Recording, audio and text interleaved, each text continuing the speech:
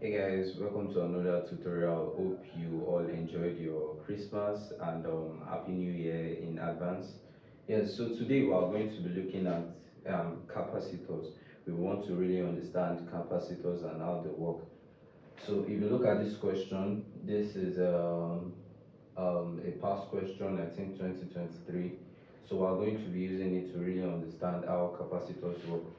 I know most of you are familiar with resistors, so I'm going to relate capacitors to resistors just to make you understand the whole concept. So normally, you know that your resistors, for resistors, when they are in series, you add them normally. That's R1 plus R2, like this. But when they are in parallel, it becomes what? 1 over R1 plus 1 over R2. And of course, when you add this for series, you will get directly the total resistance, that's the equivalent resistance. Then when you add this, you get 1 over the total resistance. So this is what you know for series. You add them normally. For parallel, you do 1 over the first resistance, second resistance, you give them 1 over the total. But now, when we're talking about capacitors, we do the reverse. This is what I mean. So for capacitors, when they are in series, you do what you do for parallel resistors. That's 1 over C1 plus 1 over C2. It will give you what? 1 over C total. Yeah. And for parallel, you now add them normally, which is basically just what? C1 plus C2. And I think I should add this. Let me just add a diagram of how the representation will look like. If it were for resistors, you know that resistors in series, let me do the series arrangement on this side. Resistors in series, you have it like this. You know, resistors represented by a box. So this is resistors in series. If it were being parallel, it will be like this. One resistor on top like this, then connected to another one under like this. This is how it will be for parallel. They are on top of each other. For series, they are next to each other. So if you want to do that for capacitor series, you just have to change the symbol to parallel plates like this.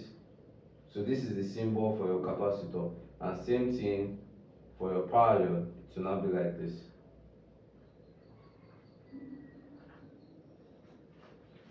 So now that we understand the concept, we can now go to solving our question. Okay, so let's proceed with the solving. So according to the question, they said when two capacitors are connected in parallel, the equivalent capacitance is 8 microfarad. This symbol is called micro. Okay, so that means they are saying, let's call the first capacitor C1, call the second one C2. They are saying when they add these guys together, of course, parallel arrangement, you add them normally, you get what? 8 microfarad. Then for the second case, they said when connected in series, the equivalent capacitance is what? 15 over 8.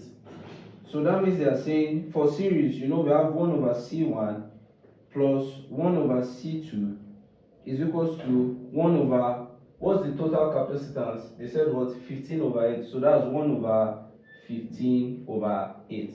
Are we following? And if you want to simplify this, it's the same thing as having 1 over C1 plus 1 over C2. Since this is 1 over this, you can flip this to become what? 8 over 15. That's the reciprocal, the inverse. So you have that. So this is basically your equation 1.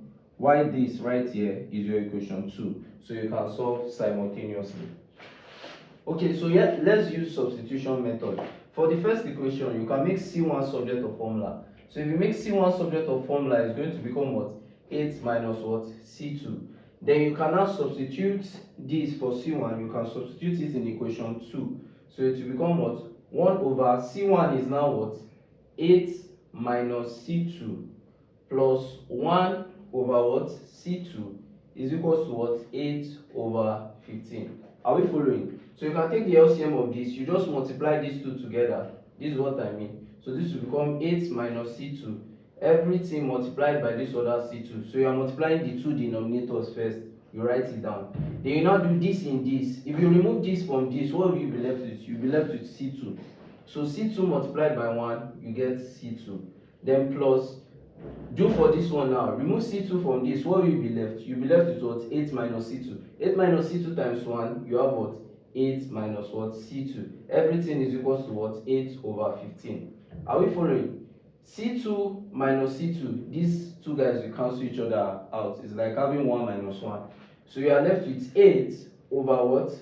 You can open this bracket. C2 times 8, you have 8C2 minus C2 times C2, you have what? C2 squared. Everything is equals to what? 8 over 15.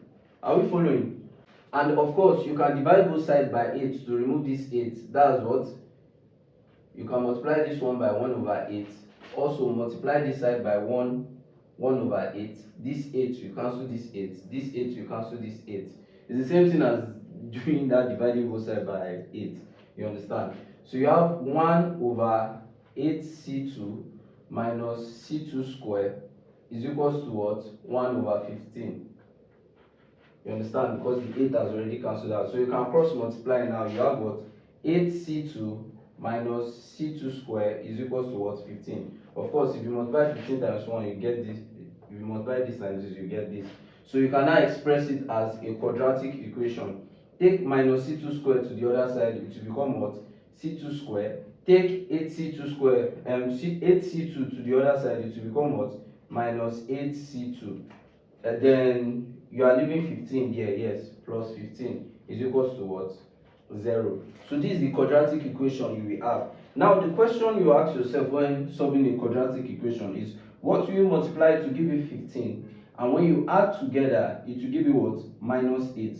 And of course, for this case, if you use minus 5 and minus 3, when you multiply minus 5 and minus 3, you get 15. When you add minus 5 and minus 3, you get minus 8. So you can use this. That means we are using what? C2 squared minus what?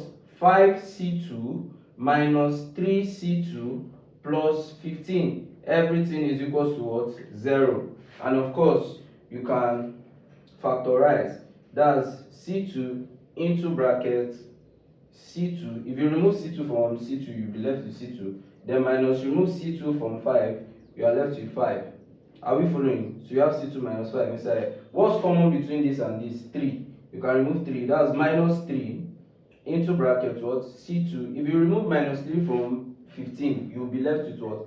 Minus 5 is equals to what? 0. Then you can bring this and this together. You have C2 minus 3. Then pick one of these, which is what? C2 minus what? 5 is equals to what? 0. That means C2 is equals to 3 microfarad, or what?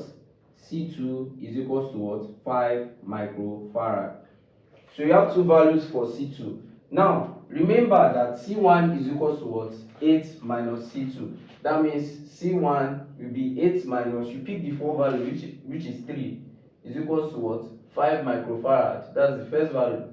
Then the second one, C1 is equals to 8 minus 5, which is what? 3 microfarad. So that means when C1 is 5 microfarad, C2 will be what? 3 microfarad. And when C1 is 3 microfarad, C2 will be what? 5 microfarad. So like that, that's how you solve capacitors in series and parallel and getting their equivalence too. So I hope you understand this question. I'll be giving another question now for you to try. So drop your answer in the comment section or send me a DM on WhatsApp with your answer. Thank you. Yes, so this is a similar question to the one we just solved. I just changed the value to 7 and here 12 over 7. So follow my method and let me know your answers. So see you in the next tutorial videos.